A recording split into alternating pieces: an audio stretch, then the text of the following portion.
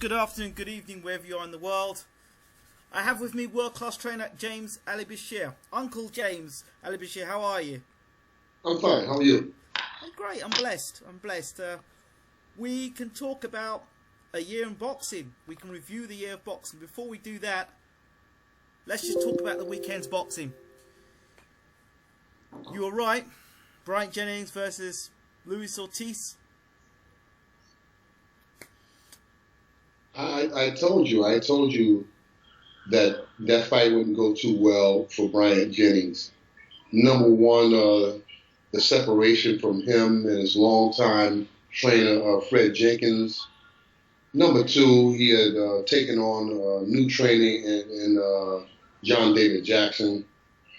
And I felt that taking such a dangerous fight with their first outing together wouldn't go too well.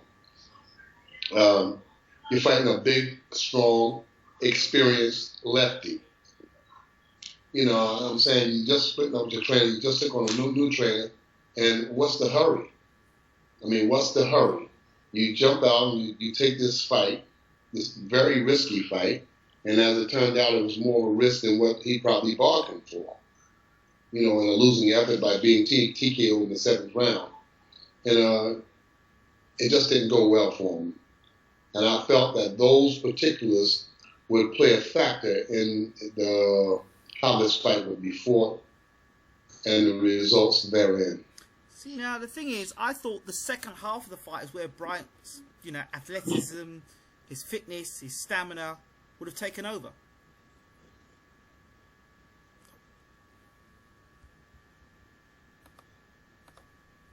Go. Yeah, this guy's got 300 fights. He's a seasoned professional. He's been there, done that. So, I mean, I don't think stamina was going to be an issue in that fight because Ortiz, he's been progressively better since I've seen him. You know, since he first showed up on the scene, I watched him. He was a little chunky, had a little more weight on him, and now he's trimmed that fat off and he's gotten in really good condition. And he's not a real slow heavyweight guy. He's not really slow. He's pretty quick to be a big guy like that. And I thought that Jennings would run into something in that fight between 1 and 5. Well, he hung in there, and there was a point where I thought he was going to turn it round because it looked like Ortiz was tiring. The body shots were landing. The uppercuts were getting on the inside. And look, Arlon, this might be a tough night, but he might just turn this round late on. But then he kept overreaching all the time, kept overreaching and leaving himself open for uppercuts, reaching. Then what he's reaching for? As soon as Luis Ortiz started making the distance, Jennings looked very uncomfortable. It's when he was right up close with Ortiz, he was fine. As soon as Ortiz started using his footwork and moving. I would have thought that being that John David Jackson was a southpaw himself, that he would have schooled him better on how to avoid getting hit with those shots. He can get hit with the right uppercut and the left uppercut. He can hit both uppercuts. And because he's right there on the straight line, he never moved off the line. He was just getting hit with the same punch over and over again. Every time he got in trouble, it was something that uppercut was involved in. He's known as defensively aware, responsible fighter, yet he's getting hit with the same punch over and over again. It's hardly the hallmarks of somebody who's a defensively, aware fighter. I mean, he mentioned something, Jennings, in it that he didn't listen to his trainer. I mean, that's not helpful. You mentioned something about not listening to the trainer. Yeah, well, that doesn't help. No, not at all. Not at all. I mean, you're paying him to be there. You might as well try to listen to him, I think. See, he moved away from the game plan. Well, he moved away from the game plan, Yeah. or Ortiz have something to do with making him move away from the game plan? That left hand may have had something to do with it. Those big punches that were landing. Those big punches that were landing. And then when Ortiz started bouncing around on his legs, bouncing around, Jennings looked befuddled. He didn't know what to do. He's like, what's this? Like nobody told him that this guy was going to do that. He started bouncing around, tap dancing, and popping a little jab. And Jennings looked like he was befuddled, like he didn't expect that. Like he didn't know how to handle that kind of action that he was doing. Well, some of the reports that I heard on the inside was that Luis Ortiz's stamina wasn't great, and the second half of the fight is where you're going to take Luis Ortiz. We certainly heard that stuff around the time when Stiverne was rumoured to fight Ortiz.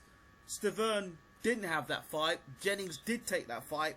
And after a Klitschko fight, you kind of wondered to yourself, well, really, he could have fought anybody else in the world but that fight.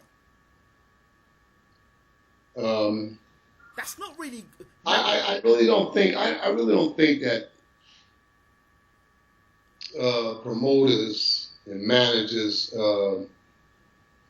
give trainers nowadays enough respect. I think that the managers and the promoters get together. This is the guy. We're going to put this guy in, and they don't never check with the trainer, the guy who's hands on every day. They don't check with them and say, well, what do you think? Even ask their opinion. Because the trainer knows the mindset. He knows what his fighter is capable of doing and what the fighter is not capable of doing. Whether the fighter is ready for this level of fight, whether he's not. The promoters and managers just seems to be the dollar signs, what they're looking at more than the health and welfare of the fighters. I don't think that they're paying too much attention to that. I mean, Jennings comes across as quite an educated guy. I've spoken to him, as you know, a lot of times. I don't understand the workings of why they would want to take Luis Ortiz. I don't get it. It wasn't even for the world title. Remember when the fight was first offered to Jennings, Jennings turned the fight down because he said there was not enough monetary reward. Am I right? Yes. So somehow they came back and said, hey, man, we got this here. And it seemed to be money was the issue. And, yeah, we'll take the fight now. So he obviously was rewarded, but look at the reward cost him. So was he right to have taken the fight straight after Klitschko defeat and with the new trainer? No, I wouldn't have done it. I wouldn't have done it. I would not have done it. It's just too much of a risk. And even the thing is, even if he had beaten Ortiz, it wouldn't have meant anything anyway, because people would have said, well, Ortiz hadn't really beaten anybody ever anyway. I wouldn't have, after Klitschko lost, I would not have taken the fight. He needed at least one, maybe two good fights. Not really top level fight, but two good fights. Maybe with some guys that was on their way out or on their way up. Either or, something that would test him, but not really dangerous. If you're thinking about Boston Ortiz, I would have suggested that they both be lefties. If that's what you were aiming at doing, I would have taken lesser fights and got back into the groove of things. Maybe got one or two wins and then went for them. Now, but certainly not taking a fight of that magnitude right off the Klitschko loss now. When a fighter gets knocked out like that, Uncle, is it easy for them to come back? Because I know I've heard many times when a fighter gets knocked out, really that's the end of him. Their chin's not the best anymore. They don't have the confidence in their chin no more, so they're a broken fighter. Is that true or not? In most cases, it depends on how the guy gets knocked out. Very rarely are they the same after they've been KO'd. I mean, very rarely, some guys can brush it off like Pacquiao did. Pacquiao got a devastating knockout, and he brushed it off and came back. But different fighters, different personas, different attitudes. But it boils down to the individual. Because Pacquiao got hit by Marquez. He got hit really hard by Marquez. And he brushed it off and came back. He showed no ill effect from it. I didn't see no ill effect. Do you see any ill effect in Pacquiao? Nope. He just brushed his trunks off and said, hey, man, you fought me with a good shot. Let's keep going. And he proved himself. He came back and he proved himself that I'm not affected by it. So it's a difference, I've suggested now that in my review that Brian Jennings now takes 2 or 3 fights at a lower level, works some boxing fundamentals with John David Jackson, if this is his trainer, and build some momentum in 2016 and maybe 2017 look towards another world title shot. Yeah, I'd say that's a wild thing to do. Take 3 fights in 16. If we can get 3 fights, we get 4, and then that's gravy. He needs to get busy. He needs to take his little break. He needs to get busy. Get himself checked out. Of course, get himself checked out. Make sure that there's no severe remnants of him being KO. Once he does that there with the doctors and stuff, and he, takes an EKG, EEG, get a full checkup. It's the best thing to do. You've been knocked out. You never know what injuries might be there. So get checked out. If you get checked out, get busy. But don't take guys that are readily and available for me. Guys that's going to make them think. Guys that's going to make them fight, but that he can win those fights. You got to just go out there and look for those guys and give him and the trainer time to work together. Is it too late for him to develop or to evolve into being a better fighter now, or does he still have time? Well, he didn't have a lot of amateur fights, so yeah, he can still get into the groove. Some guys are not affected like that. Some guys are not really affected when they get knocked out like that. Some guys can just keep going. I had Maurice Harris years ago, and he got knocked out, a devastating KO. He got knocked out by Derek Jefferson. And, man, he got knocked out that night. And, he came back. He just came back and won some good fights after that. He won some very good fights after that. So different people boxing has different effects on them. I think Jennings he comes across as a very mentally strong man, so I think he'll come back. I think he'll come back, and it's what he does, the next move. I think that they shouldn't rush. I think that he's still young enough to go out there and make some things happen. But they got to be cautious about what fights they take, what progression that they make, You have to take the time, I just don't understand what was the hurry in them taking this fight. I just didn't quite comprehend that. See, this is about smart management, and a lot of fans would say, oh, it's a great fight, it's a fantastic fight, Jennings versus Ortiz. And for that moment in time, it's a fantastic fight, until the fight is over, and that fighter has made a bad mistake, or bad managerial move. But we discussed it prior to taking the fight, and I said it's not going to work out. It's not going to work out for him. I just didn't feel that was the right time to take that fight. Just got a new trainer. You're boxing a left-handed boxer, a very good boxer, a very dangerous boxer, and coming off the Klitschko fight. I told you I don't think it's a good idea, and as it turned out, I was right. Experience there. Was there any time in that fight you think it could have been turned around by Jennings?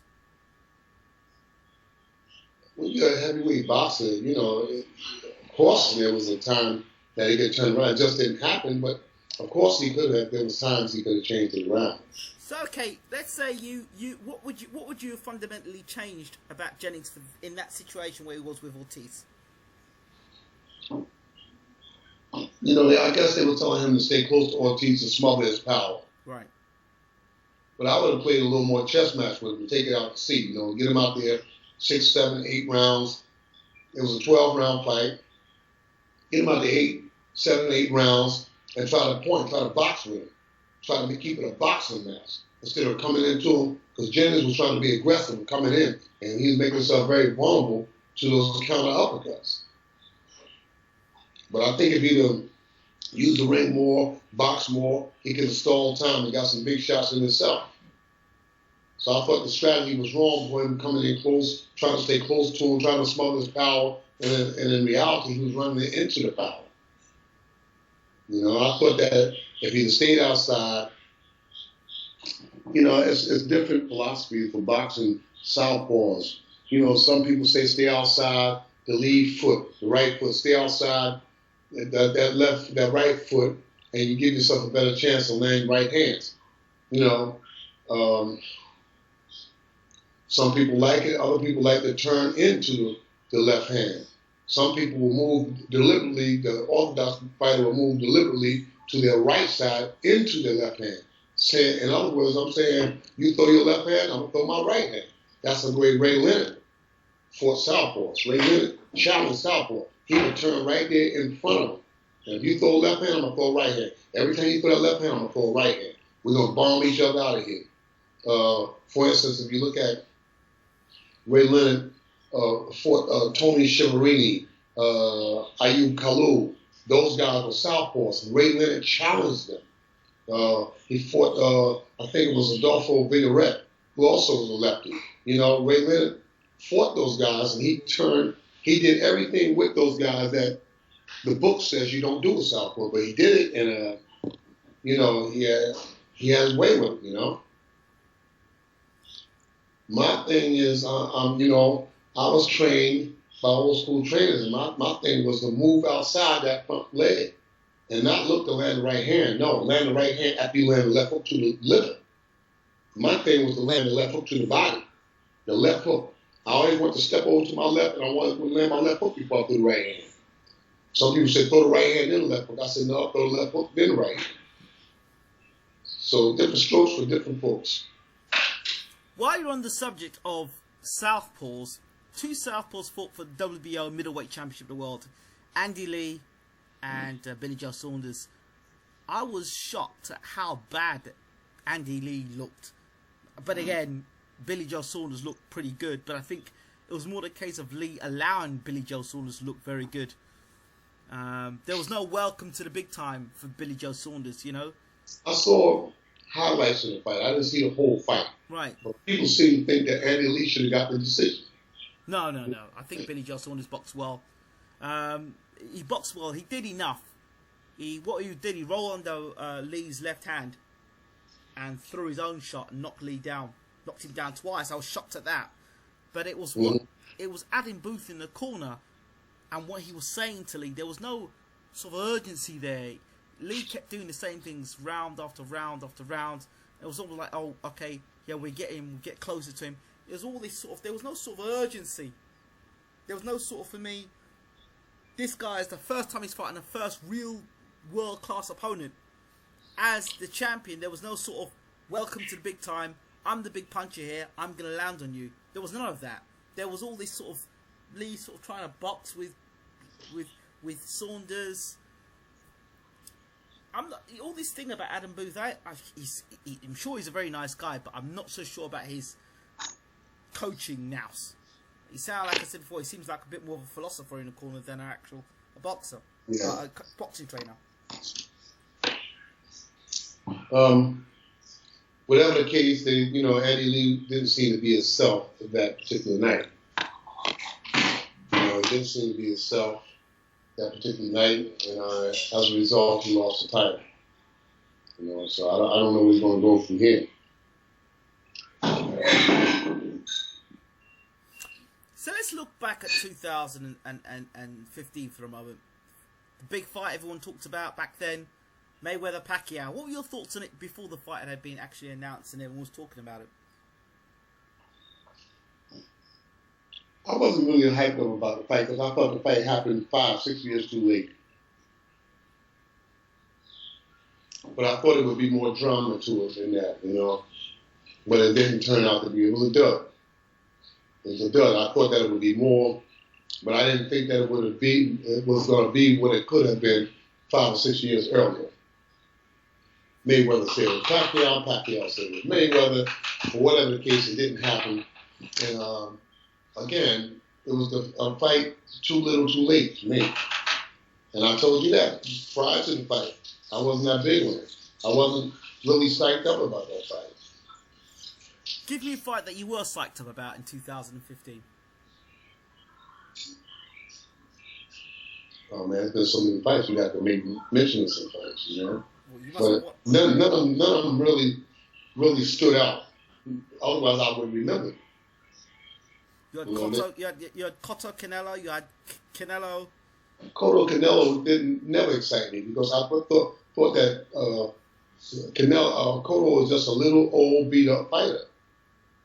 He started his career at 140. Now he's way up at 160. So that didn't excite me. I said, you got a brand new young guy fighting a little old guy, you know, that has been through hell and high water. Miguel Cotto has nothing else to prove. He needs to get out of boxing, spend his money, and spend his time with his family. So he needs to get out of boxing. So I was never excited about that fight.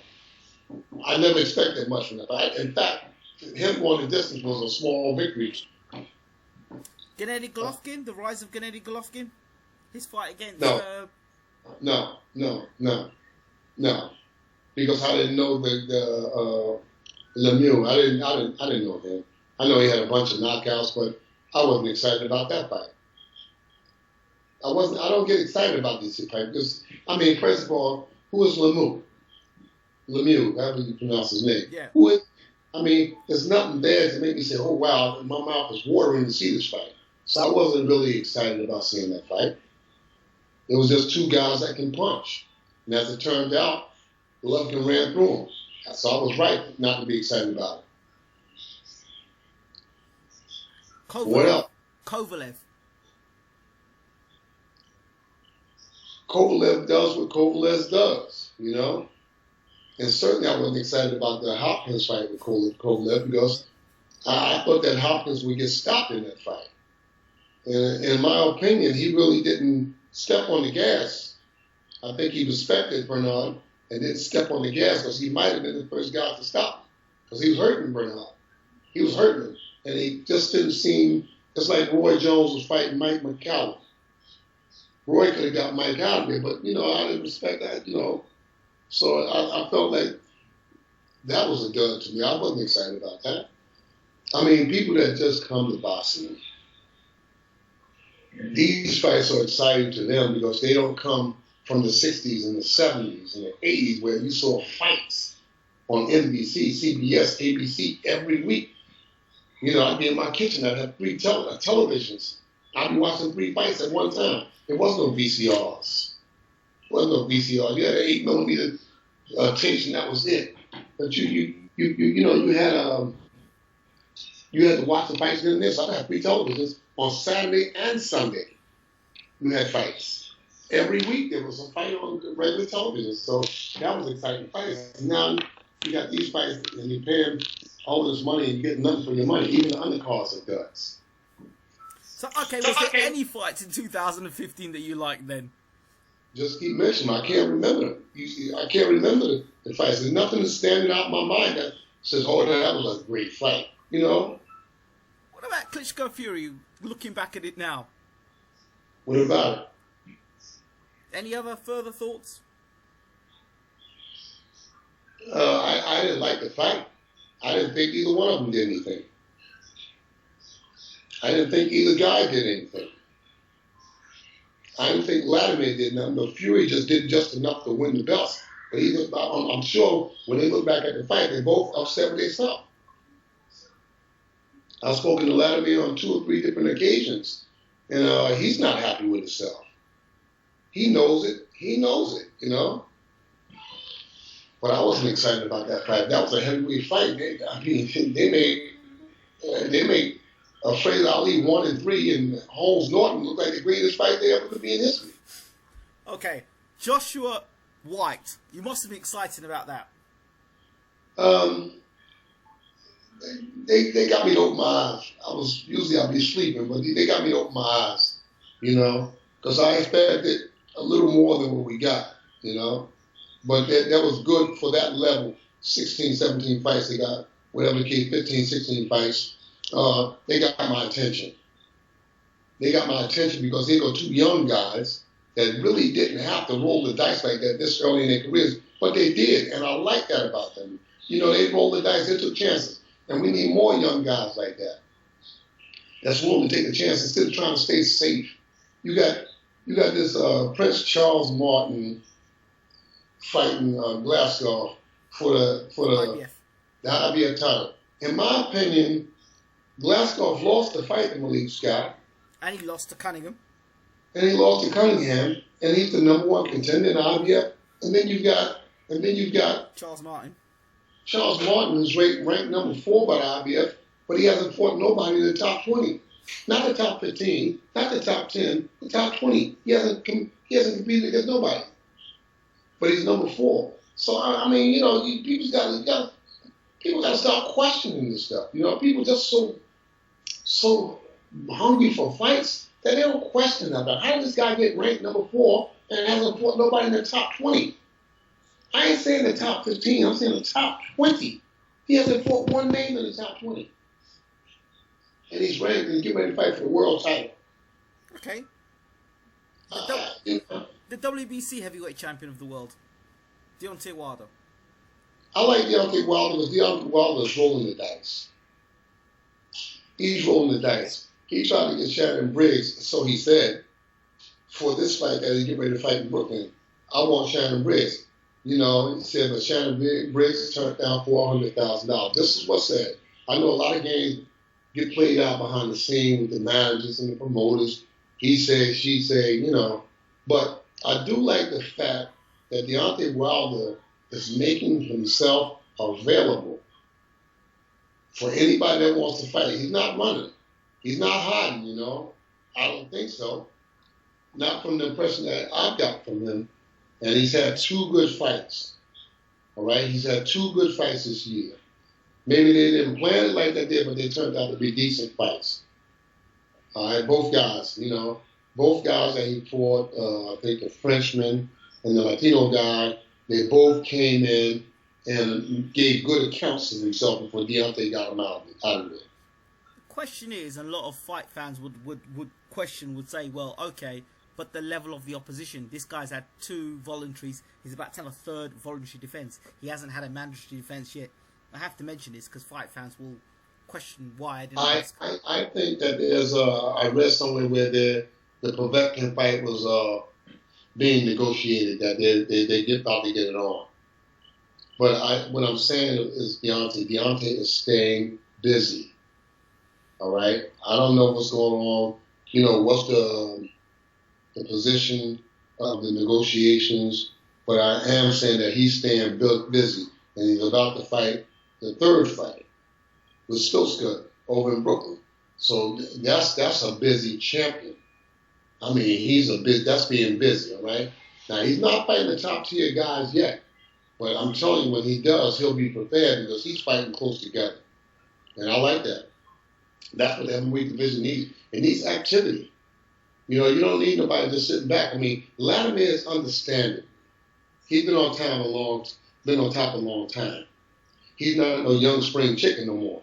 But Deontay's a young guy, and he's proving that, hey, I'm the king of the roost, and I'm going to show y'all. I want to fight these guys, you know? So I like that about him. How does the fight with Spilka go?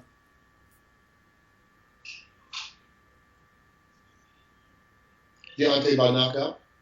How many rounds? 5, 7. As soon as he land that right hand on Spilka's head, Spilka's gone. As soon as he land that right hand on Spilka, maybe even the left hook, because the left hook is starting to develop. They said that his left hook couldn't hurt Malik Scott. Maybe it did hurt Scott, because that left hook is starting to come through now. He's a heavy-handed guy. You know, people was criticizing Malik Scott, but they wasn't the one taking them punches. I never criticized the guy that taking the punches because a punch that may not look hard from a hard puncher like Deontay Wilder could have been hard. So you never know what happened. Well, Malik seems to have a weakness around that part of his head, I think by his ear. got dropped that way by Chisora, got dropped that way by Wilder, and he also got dropped that way by Tony Thompson as well. But he came back and won the fight against Thompson, which was good to see. Well, you got to just tighten his defense up. If you have a deficiency, you have to work on that deficiency. You have to build a fence around it, build a wall around it, where you don't get tapped there. You know, if that's a deficiency that you have, then you have to go into the lab and come up with a creation to protect that part of your anatomy. You know, how many times you're going to get hit there and just keep saying, well, I'm weak around there. If you know you're weak, if you're weak, you just got to build a wall to protect it. You got to come up with something. Simple, just don't get hit there. Or try not to get hit there. Angle your body, make your moves, feint, deacon, whatever you have to do to protect it. One thing we must talk about is the news that's coming out. Erkan Tepe being found to be with performance-enhancing drugs. There's question marks about Tony Thompson as well. I don't know how much the Tony Thompson thing is true, but they're definitely saying Erkan Tepe. Of course, David Price got knocked out by Erkan Tepe. If, for example, he were to reverse the knockout defeats by Tony Thompson. They found to say after the Price fight? Yes. 5 months afterwards, they're saying something like that. They found that Tepe had drugs in the system when he fought Price? Yes. That's being reported at the moment. And on top of that, well, they were saying Tony Thompson as well. But I don't know how much more about the Tony Thompson thing, because that keeps blowing hot and cold about Tony Thompson. But certainly the Tepe things come out. So, well, I think one of the setbacks in the sport of boxing, it's like we're dealing in the dinosaur age or something. You know, with things like the different things that go on in boxing, and nobody does anything about it. I mean, when guys use performance-enhancing drugs, the powers that be has got to put their foot down and say, all right, you're done. No more professional boxing. Not in this country. Now, if you want to box professionally, you got to leave this country.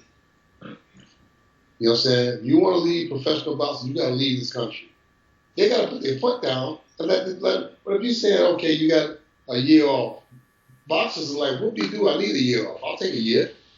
You know what I'm saying? You got to put your foot down and say, look, if you use performance-enhancing drugs, you're done. I think, though, I have this, well, I don't know, but I have a suspicion that there are some fighters that get away with it because they bring in a lot of money. And because they bring a lot of money and pays X amount of money to backhanders to certain people. Maybe. And that might be the case. Now, those people, it's fine. But it's the other ones. No, it's got to be... Oh, man, it's just so... What I mean by it's fine, I don't mean it's fine, but it's acceptable. I mean it's fine for those people that... The organisation, the governing bodies, the drug agencies, yeah, it's fine for them. Because they're getting slipped money. This fight over the weekend. What's the fight on the Jamaican kid fought the Latino kid? Nicholas Walters. Decisions like that. Come on, man. Come on. The whole world is watching this fight here. The whole world is watching the fight. Walters won that fight. Did you think different? No. I mean, the fight to me wasn't even a close fight where you could say the fight was close. I would have been just as upset. They would have called it a draw. And I mean, I would have been just as upset without it being a knockout. Yeah. You know, it's like the guy got knocked out. And people want to know the guy's still standing. It's a draw. No, this is wrong. So why would they do something like that to Nicholas Walters? Do you think? I don't know. Maybe somebody trying to send him a message that, hey, I'll show you who the boss is here. We're the powerful ones, and if you don't play it the way we play it, you can't win. The powers that be have got to step up. But it's so much money going around. You don't know who's on the up and up and who's crooked. You don't know.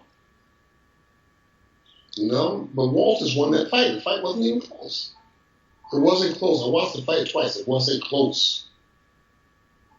The fight wasn't close to me. It was an easy fight. The only thing credit that I gave the guy was he took a good butt whooping. All right, the guy took a good buck with him. Outside that day, he didn't do anything. What else you have? The return of Andre Ward.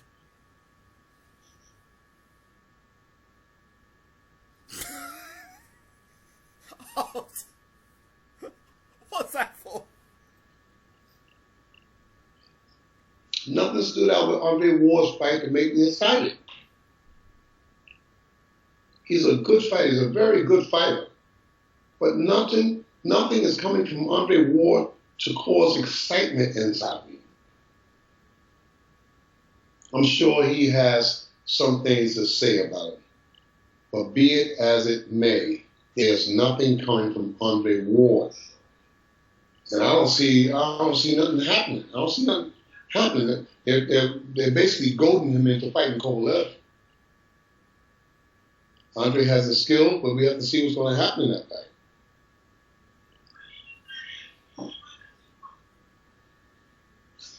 Stevenson.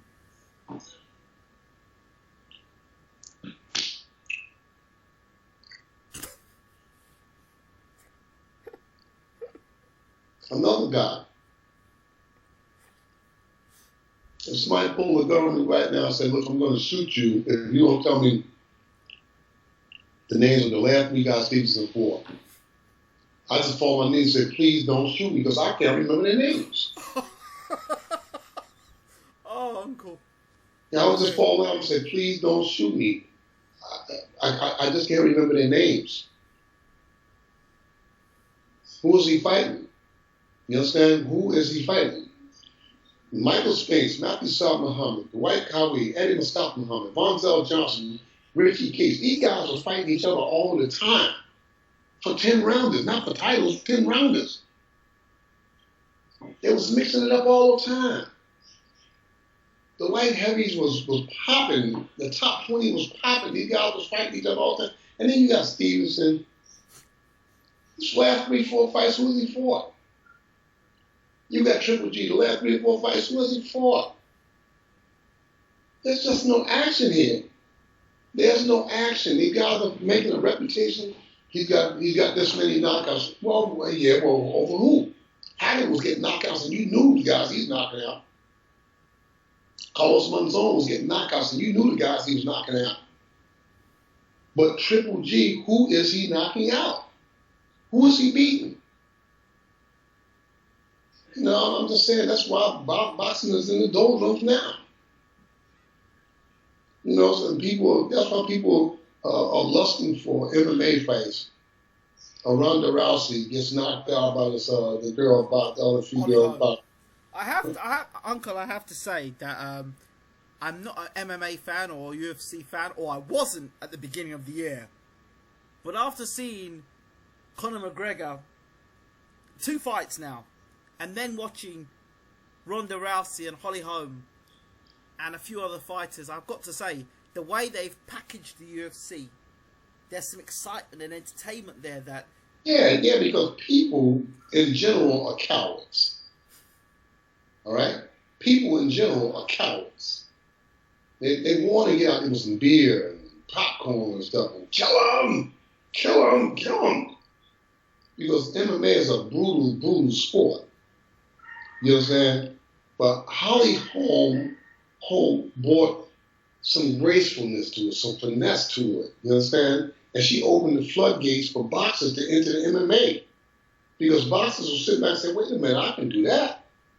You know, if I learn how to strike with my feet, if I can mix my coordination with my feet, now my grappling might be in the basement, but if I can coordinate my foot strikes with my jab and my hook, I might have a future out there.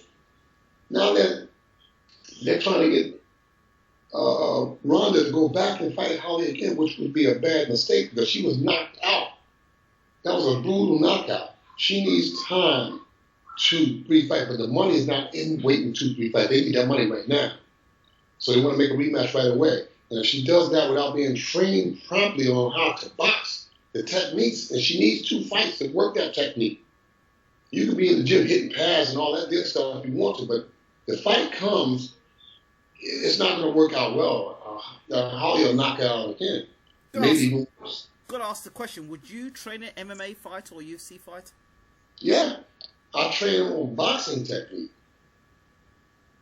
I would train Ronda. I train Ronda. When Ronda go back in there, I wouldn't say that she would go back in there and blow Holly away, but I'll tell you what, if I trained Ronda Rousey, she'd be much, much more effective when she stepped in that ring against her. She'd be much more sounder because she didn't have no boxing skills. She was lost. She was in the forest by herself. She didn't know, she had lost direction. She didn't know left, right, up, down. She didn't know nothing. So what could you bring to the table I mean, it's a silly question to ask, but still I'm going to ask you, what could you bring to the table to Ronda Rousey in terms of giving her a different look in a rematch against Holly Holm, for example? If I told you that right now, and then Holly Holm might hear this interview and she'd say, I know how to fend it off. But I got some things I would teach her, you know, that would blend in right with her striking techniques, her ground game. I got some things that would mix right in with it. And it would be strictly boxing technique. I would introduce some things to her that nobody has taught her. The guy that was a boxing trainer, she should have him shot. Come on, he was a boxing trainer. She should tell him to take a walk down the street and have a sniper that hit him and kill him. Liar. He ain't cheating. That girl ain't know nothing. She missed Holly. She threw a punch and missed Holly by half a foot and ran into the gate. You saw she threw a punch at her and spent around. She missed her so much. There was no caution coming to her. No boxing prowess. She had nowhere. She kept getting countered every punch. She kept walking into every shot. Every shot she was walking into. Because it's something that has to be worked on inside of the gym. No slipping the head. No slipping the shots. No blocking the shots. Just walking straight forward. I got some things I would teach you. I would like to try that. I would really like to try that. So you putting it out there? You wouldn't mind? You would train Holly Holm, Ronda Rousey? Yes, and I would train her, and she would be more sound. But I need 2 fights with her before she goes back. I'm not for her going back to Holly right now because Ronda hasn't cleared up yet from that. That was devastating. That's the first time she lost, and she got knocked out, brutally knocked out. That kick that hit her hurt her bad, you know? And not only was her ego and her pride bruised, she got bruised. I understand she had a fractured jaw. She took a beating. So, people want money, but you got to watch out for your health, too. If you want to be something in the sport, I would tell her, sit back, take a couple of fights, and work your way back, and maybe fight Holly, early September, October sometime. But take 2 fights in between to feel your way back and learn these boxing techniques that I'll teach you, Conor McGregor, I'm impressed with Conor. That left hand he's got seems quite a nasty left hand. How do you think he would do in a boxing ring? He'd be in the featherweight division possibly. How would he do? He's willing. That's the thing. He has the mentality. So I think he can make adjustments well. He has the mentality. He wants to be there. He likes what he's doing. He likes hurting people. So he'll be all right.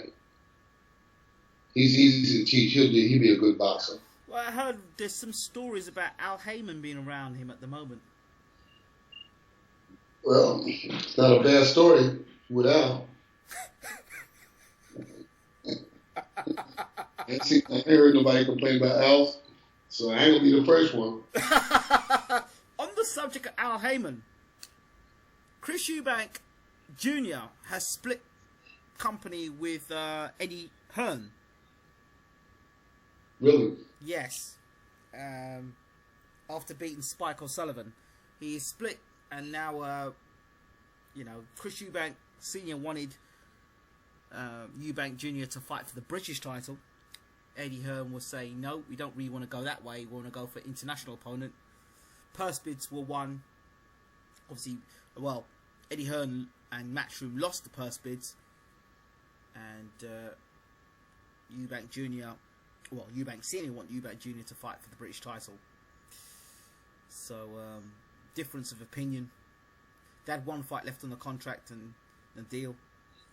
So Eubank Senior tried to do his own thing, going to Sky, trying to go around the back door, but Eddie Hearn has basically Sky locked off because he's got an exclusivity deal with Sky. So anybody who fights on Sky has to go via the Matchroom. So Eubank tried to pull a fast one. Obviously, it didn't work out too well. You know, I was feeling good about our conversation. We were talking about Ronda Rousey, the other young lady, Holly Holm. Yes. I was feeling good until you started talking about the Eubanks. No, I really could. It's just something about the whole scenario about the Eubanks that's not appealing to me. Arrogance from the father, son is cocky. I'm not feeling it. Eubank is he's a good fighter, but he's not the greatest, and he's gonna have his hands full with Danny. Danny Jacobs. Yeah, he's gonna have his hands full with Danny Jacobs. He's not gonna. He might think it's a walk in the park, but I don't think so. Danny Jacobs is qualified. I think Danny Jacobs is a star in the making. I think he's behind the scenes. He's low key, but I think he could be the guy to come in and rattle the apple cart of GGG. Danny Jacobs, he has that kind of aura. He has that kind of work ethic. He's got a good trainer. Those guys are working together a long time. Those people in that gym up there in Brooklyn have been together a long, long time. And they're a team. They're a good team. They work together well. Those guys, they're going to come to fight. So I got a lot of interest in watching Danny Jacobs. I was shocked at the way he got rid of Quillin, because I actually thought Quillin had the power to get rid of him. Having seen how bad Jacobs looked against Mora, I thought, well, if Quillin hits him, the fight's all over. But Quillin fought like a chicken. He fought scared. Mm-hmm. He looked scared. I saw when he came up lock on him in his eyes, he looked scared. Nervous or whatever the case might be. And Danny sensed that and seized the moment and got him. I got to get him before he gets me. That's what Danny was coming. That's what he was saying with his action. I got to get him before he gets me. He never let Quinlan get out of the box. Bombed him, bombed him. And I like that. He executed old school style. Kind of remind me of Hagler versus Caveman Lee. Jumped right on him. Hagler knew Lee can punch. Hagler jumped right on him. Jumped right on him. So, yeah. I like Danny Jacobs, What are your thoughts on Errol Spence? Dangerous young man that wants to do it. He's a dangerous young man. He wants to do it. He's young. He's hungry. And I think he's going to cause problems. The silence of Keith Thurman. Porters want to put the fight towards Keith. I've spoken to Keith on a number of occasions, and he said to me, the only way that fight's going to happen is if they put a lot of money on the table and it's for the titles, because our families are close. The Porters are saying, we want to fight Keith Thurman. Keith Thurman seems to have gone very quiet. After blowing a whole lot of hot air of recent time, he's gone very quiet. Whose family is close? He says that he's very close to the Porters. Keith Thurman. But he said that to me a long time ago. Yeah, well, nobody's closer than Holyfield and Bo. They fought like animals for 3 fights. When it comes down to business, business is business. You can't be in the same division talking about you got friends. Years ago in Muhammad Ali's training camp, and I'm going back years ago, 75, 76, 77, Dundee would caution Muhammad about forming alliances and associations and friendship with other dinosaurs, as he would call them. And, he would say this within earshot. Because Ali would befriend guys like Foreman and Norton and Fraser and, a couple other heavyweight guys. Ali was a friendly guy. And Dundee would caution them and tell them that these guys are sizing you up. They're looking to make an easy meal out of you, and you're giving them the plate to eat off. He said, no. He said, don't befriend no other dinosaurs. He said, when you're in the jungle, you're in that jungle alone. So stay focused, look ahead of you, and listen for what's in back of you. He said, well, they're there, they're watching, they're waiting to make an easy meal out of you. He would tell them, never befriend other dinosaurs. That was Dundee's words to Muhammad Ali. Wow. I couldn't help but take mental note. You know, he said within earshot, and I'd listen, I'd take it in. And I think he was right, you know. He wanted Ali to keep that edge, like I respect you, but I don't like you, you know. But Ali was that kind of guy that he liked everybody. So I think that stuff about our families close and stuff like this is business. Y'all in the same business in the same weight class, so y'all can keep the fans, you know, in mystery about what would happen if you two met. No, you gotta fight. You gotta fight him.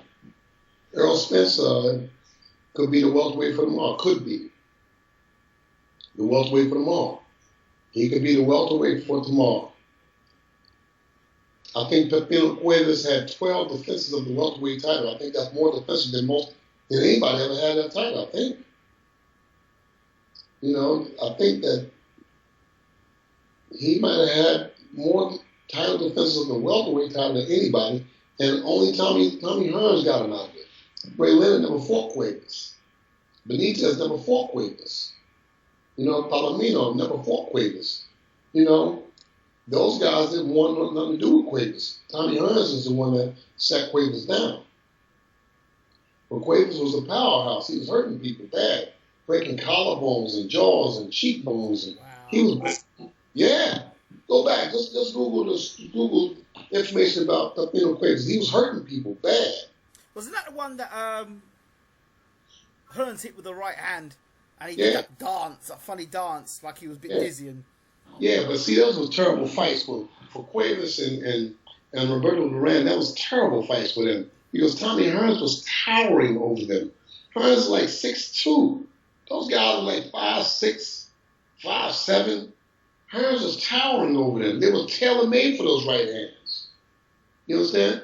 Tailor-made. And then there was some issue with Cuevas' shoes that night in the ring. He couldn't get no traction on his shoes. They tried to cut his soles or something to make him grip the canvas or something. There was some issue about his shoes was sliding or something. But long story short, guys that short didn't do well with Thomas Hearns. Hearns was long and lanky. You know, he put that jab out there. He had a wicked left hook to the body, too. People talk about Tommy Hearns' right hand, but Tommy Hearns had a wicked left hook to the body. Wicked. You know, he could hit you in that body and like he was hitting Iran Barkley in their first fight. He was breaking Barkley down with that left hook to the body. Barkley just caught him with his hand down and knocked him out. Tommy Hearns had a wicked left hook to the body. But so those guys, Cuevas and Duran, it was tailor-made to get knocked out by Hearns. Okay. Let's talk about the influx of British world champions. I think Britain's got 12 world champions at the moment.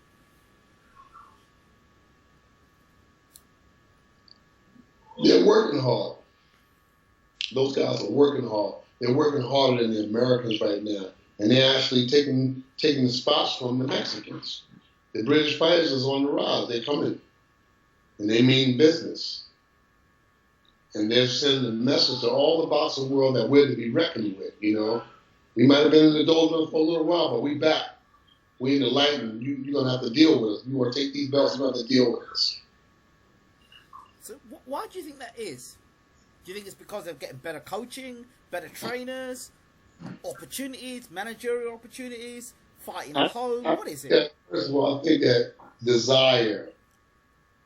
desire from the individuals, and then everything else comes after that desire. Those guys desire to be in the limelight, and they're working to prove it. Kell Brook is leading the charge. Where do you put Kell Brook in terms of the welterweight division? I put him right there at the top against anybody.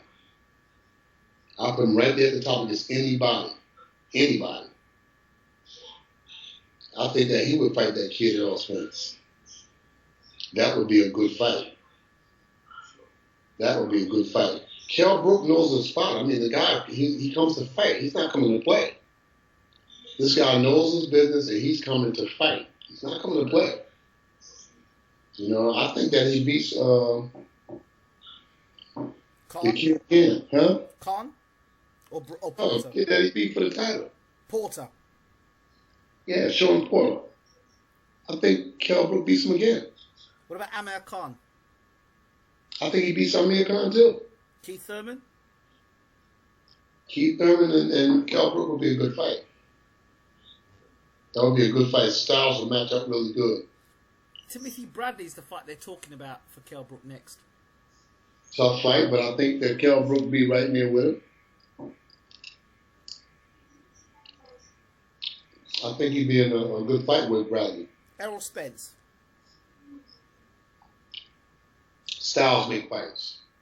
And that might tell us something about Errol Spence. Because this young man, Kell Brook, strikes me as an all-business fighter. An all-business fighter. So I put him there with any one of the guys in the division right now. I put him right there at the very top against anybody out there. I wouldn't be afraid to take Kell Brook against any of them. So going back to Eubank Jr., would you say that he's... Well, he's talking about he could beat Gennady Golovkin.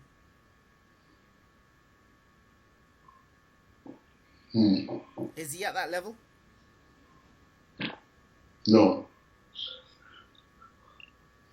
No. Is he at Danny Jacobs' level? Yeah. It's a good fight. Him and Danny Jacobs is a good fight. That's, in my mind, an opportunity for both of them to break away from the pack and say, I'm the guy for Golovkin. That's the ideal fight.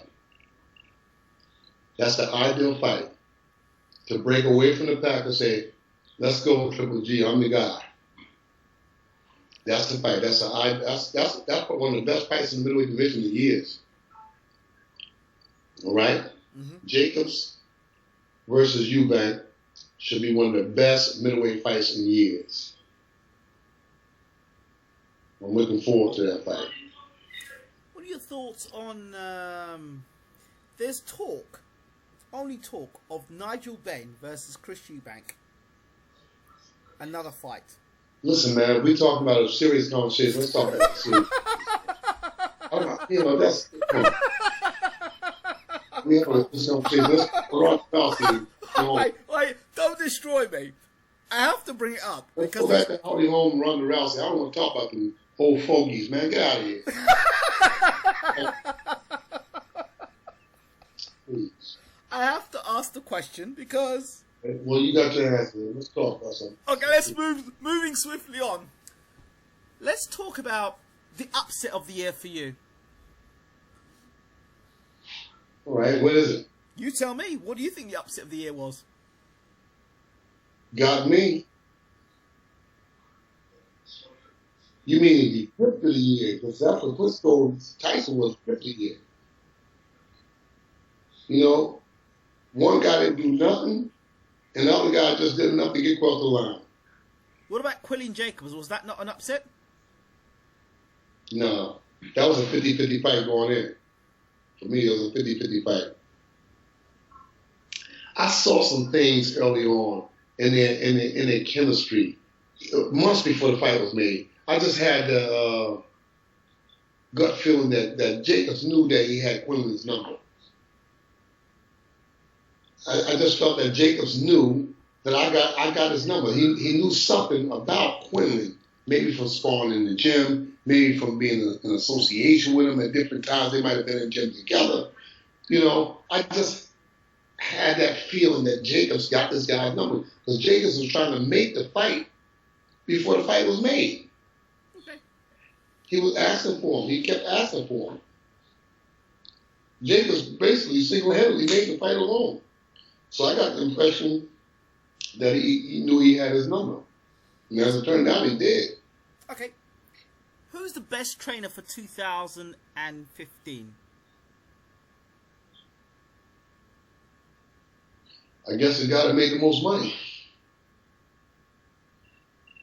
I don't get into trainers like that. I don't get into trainers like that. I could care less. Okay, let's turn the question. Which guy or which guys have you seen in boxing that you've seen have given good advice as a trainer in the corner in 2015 that you've listened to? Or you've heard, okay, talking some sense there. There's been so many fights. I'm all over the world, so I know you well enough now. You're ducking the question. No. Because Because I'm out of the country a lot, like I am now. Right. And I always watch the fights on YouTube, so I don't never always get into the corners. You know. Okay. I'm always here, and I like actually watching the corners to see if I can pick up something where I can learn from other trainers too. Okay, let's turn it another way. Have you learned anything in 2015 watching boxing? Yeah, duck. Duck. Yeah, duck. That's always good. It's always a different way to duck.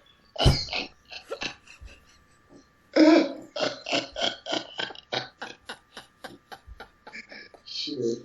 Kid. Gotta depend on the good old duck. Duck. Throw a little Vaseline on your elbow and slip and roll. Yeah. Yeah. I don't want to mess around there and get clipped. So yeah, duck. Okay, what's been the funniest fight for you in 2015, or one that you've laughed at and thought, yeah, well, that I expect that to happen, you're laughing at it, or something that's kind of made you laugh, chuckle through the year? You're asking for the impossible for me because I watched so many fights. But there must be one or two that stand out. There must be one. No, it's like a blur to me because I watched so many current fights and so many old fights. Well, what's that? Well, one that sticks out in my mind, I think it was Chris Algieri when he fought Pacquiao, and that trainer. Yeah. Well, that was funny, yeah. That guy was funny. So we getting ready to turn him loose right now, and he got knocked out. Right? Yeah, that was funny. Yeah, you want that? That's funny. He said, "Oh yeah, we getting ready to let the tiger loose right now." So he said it. I just knocked him down. God, dog, those guys were a joke, man. He said, "We're about to let the tiger out the cage right now." As soon as the cage opened, Pacquiao was right there with a right bow. Get on the floor. Oh, I think that was quite funny. And then the fireman speech from Teddy Atlas. Oh yeah, but that wasn't even funny. That was just plain stupid. That wasn't even funny. And I said, Teddy getting flashbacks from the Michael Moore fight. He's sitting on the stool. You got 1 minute to get the fighter together. Let him regroup. Let him recoup. And you on the stool talking about, you want me to call your son? You want me to call your son and ask him, well, why my daddy's not fighting in it?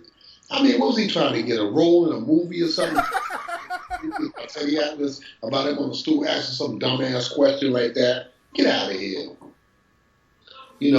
And then what do we do when the fire comes? We bring the extinguisher. We put the fire out because we work in the heat and this now. What was that about? What was that all about? I don't know. People seem to like it. Huh? People seem to like it. They seem to like hype. I don't know. Yeah. Sure. Some more assholes that don't know nothing about boxing. He's screaming and hollering. We're firemen and we work in the heat and what do we do when the fire gets out? We bring out the extinguisher and this that. What am I saying? Dude, what are you talking about? Nobody wanted to hear that. The who's who of boxing, black, white, brown, Latino, and the Augie the puppy didn't want to hear that kind of nonsense. Get out of here. Get out of here. Who wants to hear that?